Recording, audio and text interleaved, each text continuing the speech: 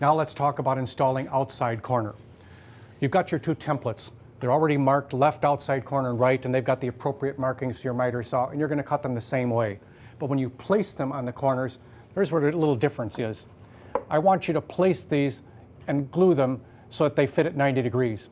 Don't try and make adjustments for the fact that the corner is not exactly square, and here's why.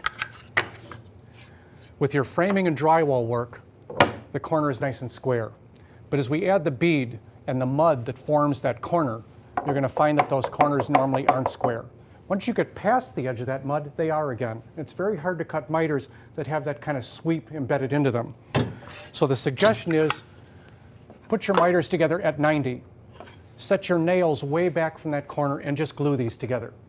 After this all sets and the glue is dried well, you can sneak nails in a little bit closer, and any irregularities on the other side are going to be taken care of by caulk, just like we talked about before. And lastly, resist the urge to put a nail in the side to hold these pieces of trim together.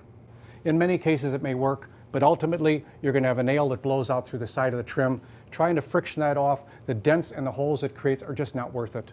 Glue the joint together, keep the nails away from the outside until the glue sets up well, sneak your nails a little closer, and use your caulk to take up those irregularities. You'll have a beautiful 90-degree corner and no one will see it. Now let's talk about corners that are not 90 degrees for a reason. Here's our 90-degree corner. But let's just say in your kitchen, the wall moves out to go around a bay window or maybe around a refrigerator cabinet. And let's just say that wall moves out like this. We're going to take this little angle finder and lock it in place to show where that angle is. And by looking at this, we'll see it says 135 degrees. You're still going to use your templates to cut that edge. So in effect, these have bridged out this way. I'm still planning in this case to do a right outside corner.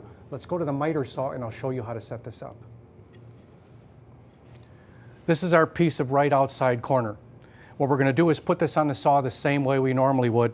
The mark is at the top of this, that goes up against the fence.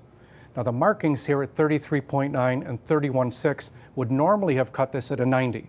But that angle, if you remember, has been changed to 135. So what I'm going to do is change those two markings to be able to cut this piece of trim so that when it sits on the wall, it sits at a 135 degree angle. To get those measurements, all you need to do is Google crown molding angles.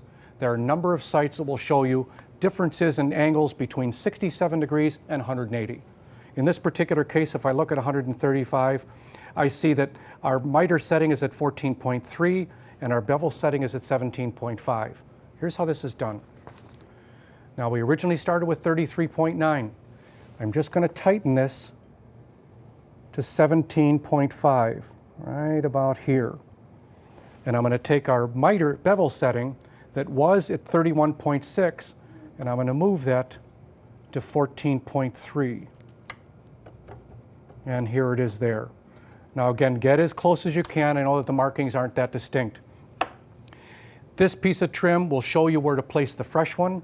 Place your fresh piece of trim, in this case with the top edge up against the fence, and cut it. That resulting cut will provide, when sitting at 38 degrees, a 135 degree angle. It's just that easy.